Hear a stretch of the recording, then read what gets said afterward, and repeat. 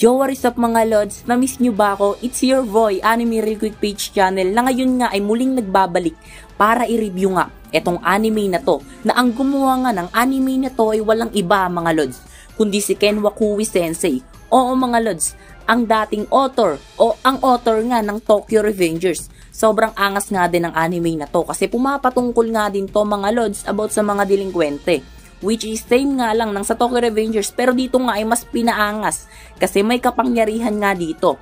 And mga lods, talagang solid nga din ang anime na to sa part ng mga karakter, which is may similarity nga din kasi ang mga karakter dito sa Tokyo Revengers. Halina't pansinin yan. So di ko na nga to patatagalin pa, i-review na nga natin ang unang chapter ng anime na to, which is ang introduction ng anime na to. Kilalanin ng mga pangunahing bida. Simulan na natin. Let's G.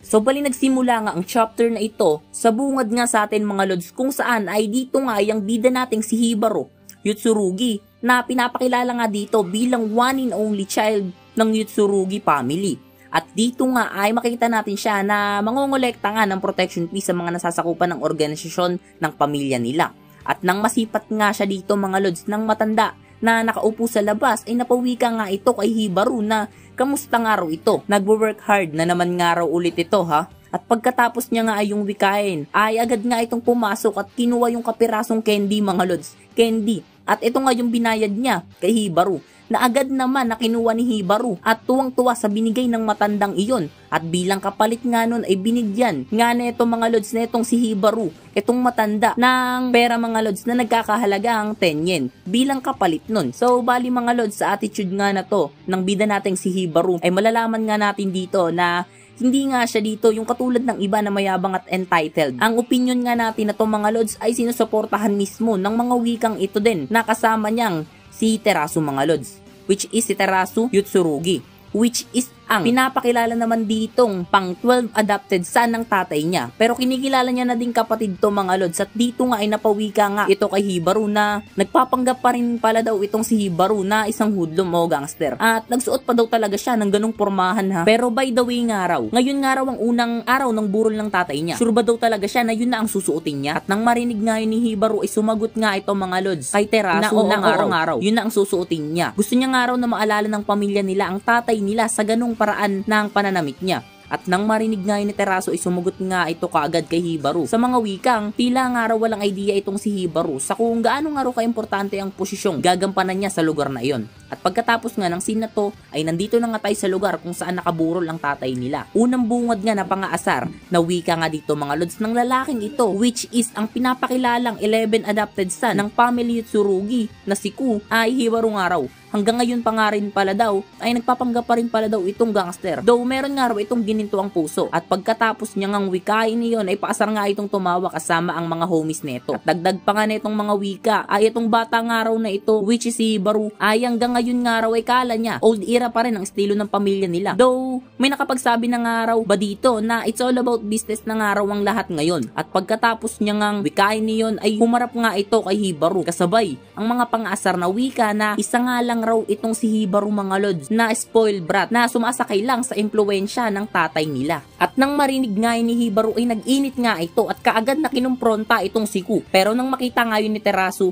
ay pinigilan niya nga dito mga lods itong si Hibaro kasabay ang mga wikang wag nga raw netong pansinin ni Hibaro ang walang bilang na yon. At nang marinig nga ni Ku ay laking gulat nga neto na may halong pagkasinda at tanong na ano nga raw ang sinasabi nito. At nang marinig nga ni Terasu ay nagwika nga ito kaagad mga lods na ang pumunta nga raw sa lugar na iyon, pumupo at tumawa ay isang pathetic at walang bilang. At nang marinig nga ni Ku ay nasindak nga ito at nabasag. Kaya napilitan na nga itong mga lods pumasok sa loob. And then mga lods, sa part na to summarize ko na lang. Dito nga ay pumasok na sila sa loob, na intriga nga ang lahat sa suot ni Hibaro at pinakilala na din dito mga lods ang isa pang adopted son ng tatay nila, which is ang kauna-unahang adopted son na si Shu, which is diba sa may Tokyo Revengers Eto nga mga lods si Shu. And since etong si Hibaro nga ang kaisa-isang anak mga lods ng nasira nilang tatay, ay siya nga ang mag-a-announce dito sa lahat kung sino nga ang papalit sa posisyon ng tatay nila bilang pinuno ng organisasyon ng pamilya nila. At dito nga inaabangan talaga to ng lahat. At sa part na to mga lods, sinabi niya na nga dito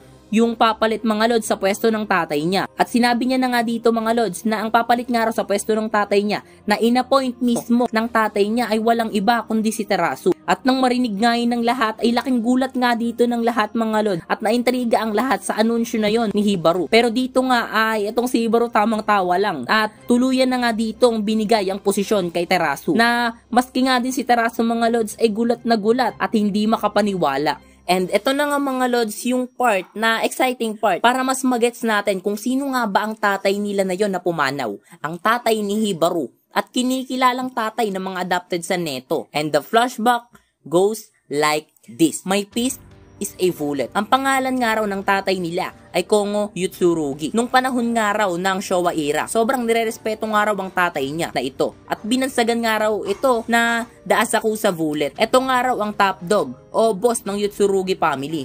Ang isa sa pinakamatinik at malakas na gang sa buong Kanto, Japan. Mahal at pinoprotektahan nga raw ng tatay niya ang lahat ng mahihina at tinutulungan ng mga nangangailangan. At yan nga raw mismo ang dahilan sa kung bakit minahal siya ng lahat. Since meron nga raw itong pusong mamon, marami nga raw itong inampon at nilagay sa pangangalaga niya. Kahit nga raw yung mga anak ng mga naging karibal niya ay talagang anak na rin ang turing niya sa mga ito ng inampon niya ito. At ang mga naging ampon nga raw na ito ng tatay niya ay namulat sa trabaho ng tatay-tatayan nila. At dito nga sa pagkakabukod-buklod ng mga ito sa poder ng tatay nila na si Kongo ay nakabuo nga raw ang mga ito ng isang samahan na sobrang lakas at tinawag nga raw itong Diamond Band. Pero dumating nga raw sa point na nakontento ang mga ito sa kinasanayan nilang trabaho sa tatay nila. Kaya nung High Sierra nga ay ito na yung panahong tumapak at lumapag na sila sa mainstream stage kung saan patuloy silang lumakas sa tuluyang naging ganap na organisasyon ang grupo nila.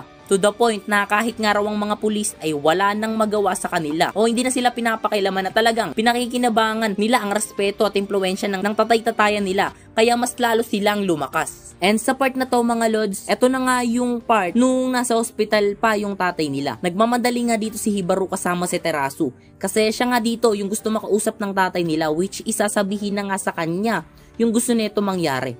At sa part nga na to, nalaman natin na si Hibaro pala talaga yung gusto ng tatay niya na maging leader ng pamilya nila. At wala sa kahit isa sa adopted sa Neto ang gusto niya na maging leader. Ang mga ito nga raw ay malalaki na at puro pang gang interest nga lang raw ang gusto ng mga ito. At sa part na to, kinausap nga din dito mga lods ang tatay ni Hibaro itong si Terasu. Sa mga wikang, hinihiling nga Neto na siya nga raw ang magsilbing protector ng pamilya nila sa paraang pagprotekta kay Hibaro. At dito nga ay may binigay yung tatay nila sa kanila. Kay Hibaro mga lods, ito nga yung binigay sa kanya ng tatay niya which is pendant mga lods na bala. At uwi ka nga dito ng tatay niya ay ito nga raw ang pinakamalakas na bala sa buong mundo. At dito naman kay Terasu ay pendant din mga lods at parehong bala lang. Pero dito nga kay Terasu ay tinunaw ito at ginaring pahugis na ganto na ang nire-represent nga raw ay kalasag. Ang mga iyon nga raw ang sibat at ang kalasag ng ang kanila. At pamana pa nga raw sa kanya yun ng lolo niya. Ang dalawang nga raw ay magiging isa. Mangako nga raw silang dalawa na hindi nga raw sila mag-iiwanan at palagi magtutulungan. Pinagkakatiwala na nga raw niya sa kanilang dalawa ang buong gang nila. At dito nga ay talagang iyak na lang ang nagawa nila dito. At nangakong gagawin nga raw nila ang binili ng tatay nila. And dito mga lods sa part na to, summarize ko na lang yung pinag-usapan nila which is nag-usap nga sila dito about sa kung paano nila i-handle yung gang nila. Ang punto nga dito ni Hibaro ay hindi siya pwedeng maging leader ng gang nila kasi nasa old fashion pa nga rin siya. Which is gusto niya talagang maging yakuza. And aware siya sa part na yon na makaluma na nga raw yun pero hindi niya nga raw babaguhin ang paniniwala niya. Pag siya nga raw ang nag-handle ng gang nila, although hindi nga raw sila gumagawa ng kahit anong illegal ngayon dahil sa ngayon nga ay bago na ang format at silang organisasyon na malinis pero kapag mas lalo nga raw sila na lumakas sa ilalim niya kasama ang paniniwala niya ay sure daw na maiiwan o malilimutan nila ang prinsipyo nila na protektahan ng mahihirap laban sa mga mapang-abuso kasi magiging ganun na din sila, mapang-abuso at involved na sa mga illegal. Kaya hindi pwedeng siya nga raw ang mag-handle kasi magkakagulo sa loob ng gang nila at magkakahiwalay-walay talaga. Si Terasu nga raw ang i-assign niya na maging leader ng gang nila. Since hindi nga raw siya katulad ni Hibaru, ay magagabayan nga raw neto ni Terasu ang buong organisasyon nila. Sure nga raw siya na maiintindihan yon ng papa nila. Mga lods, take note. For me, ito nga yung punto ni Hibaru sa mga wika niya sa mga panel na ito. At dito nga sa part na to, ito na nga mga lods yung exciting na part. Sumigaw nga dito yung matanda. Meron na nga raw meteorite sa labas. Kaya dito nga ay dali-daling lumabas si Hibaru para makita ito. At humiling dito mga lods. Oo mga lods, humiling. Kasi dito nga ay may paniniwala sila na kapag meron kang nga raw hawak na mahalagang bagay para sa'yo at humiling ka habang hawak ito, na kahit anong gusto mong kahilingan ay matutupad nga raw ito. Kaya dito nga yung ginawa netong si Hibaru ay nagwika nga siya na isa nga lang raw ang kahilingan niya. Gusto niya nga raw protektahan itong si Terasu at gabayan at suportahan ang buong gang nila. Kaya gawin nga raw sana siyang pinakamalakas na yakuza sa lahat. At sa part na to mga lods, pagkatapos niya nga ditong humiling, ay dito nga ay dumating na itong si Terasu at nagwikang tanong kay Hibaru na ano nga raw ang hiniling neto. At nang marinig nga ni Hibaru ay sumagot nga lang ito kay Terasu na wala nga raw. At sa part na to, ito na nga yung part mga lods na boom. Kasi dito nga ay may palyadong meteorite na padiretso sa lugar nila. Kaya nagpanik nga dito ang lahat at sa ilang segundo nga lang ay nabagsakan ang mga ito. At sa part nga na to mga lods, grabe nga yung damage din talaga. At dito nga ay may nangyari pa na talagang magpapakaba nga kay Hibaru. Kasi dito nga ay may bumagsak na building sa pagitan nila Terasu. At agad nga nagpahiwalay ito sa kanilang dalawa. Walang idea itong si Hibaru kung nadaganan ba itong si Terasu. Kaya dito nga ay nablangko siya at nawalan ng malay. At habang nasa karimlan nga itong si Terasu ay may mga wika nga itong narinig mga lods. Mga wikang yung kahilingan niya nga raw kanina ay binigay na sa kanya. Yung pendant nga raw niya ay konektado na sa kanya at sa bituin na nagsilbing ugnayan para matupad ang kahilingan niya. At dito nga mga lods ay tinawag siyang Astro. Sa part na to mga lods, nagising nga itong si Hibaru na blanco at biglang naalala na nagkahiwalay nga sila ni Terasu dahil sa pagbagsak ng bahay na iyon. At nagkahiwalay sila para lang iligtas ang buhay niya. At dito nga ay biglang nag-bring back kay Hibaru mga lods yung nakaraan nilang dalawa ni Terasu. Nasaksihan niya nga kung gaano kaloyal sa kanya itong si Terasu. Kaya dito nga ay nagpanik siya. At nakailang suntok na nga dito sa pader. Pero dito nga ay wala pa ding nangyayari. At sa part nga na to, naalala niya nga dito yung pendant na bigay sa kanya ng papa niya. Kaya dito nga hinawakan niya to at nagwikang tulungan nga raw siya ng papa niya.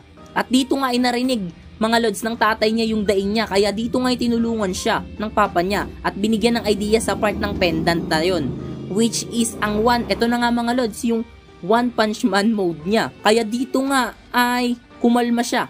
Huminga ng malalim at sa part na to, may bigla nga siya ditong na-unlock na skills. Kung saan ang braso niya nga dito ay nagkaroon ng something na masasabi kong eto nga ang nagpalakas para magiba ang building na to nang masuntok niya. At nang makita nga yun mga lods si Terasu ay laking gulat nga neto. Then dito mga lods, ito na nga yung part kung saan klaro niya na nga dito mga lods nakita yung buong kamay niya na ikinagulat naman niya. Parehas nga silang nagulat dito ni Terasu sa nagawa niya.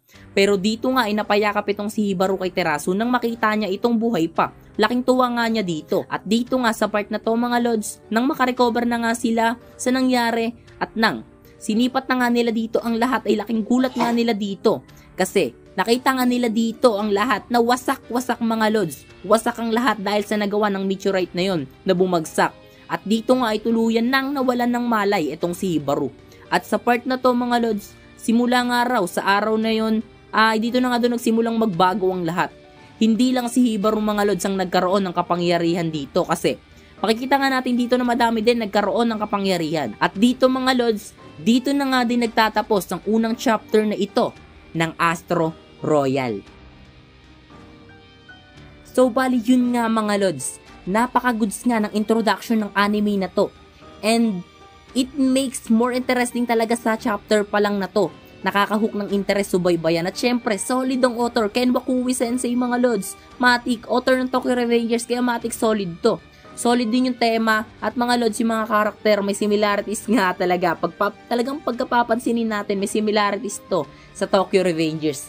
Like itong bida natin na si Hibaru sa Mikey Maynila, which is 'di ba alam niyo naman yun yung Mikey Maynila may pagkakahalin tulad talaga. Like kay Haruchiyo Sansu, marami mga lods, kay Izuna Kurokawa at iba pa. So, bali baka gumawa na tayo separate video para i-compare sila mga lods, yung bawat karakter sa anime na to at sa Tokyo Revengers. Magagawa na tayo ng separate video.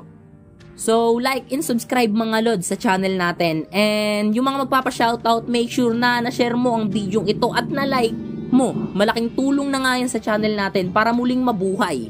Maging isa ka sa dahilan para mabuhay ang channel natin na to mga lods, na naimbak din natin ng napakatagal na panahon simula nga nang mawala yung Tokyo Revengers. So, ayun nga, meron ng chapter 2. Wait nyo na lang, tatrabahuin ko kaagad para sa inyo. This is Anime Real Quick Page Channel, Miko Senpai. Yeah, peace out.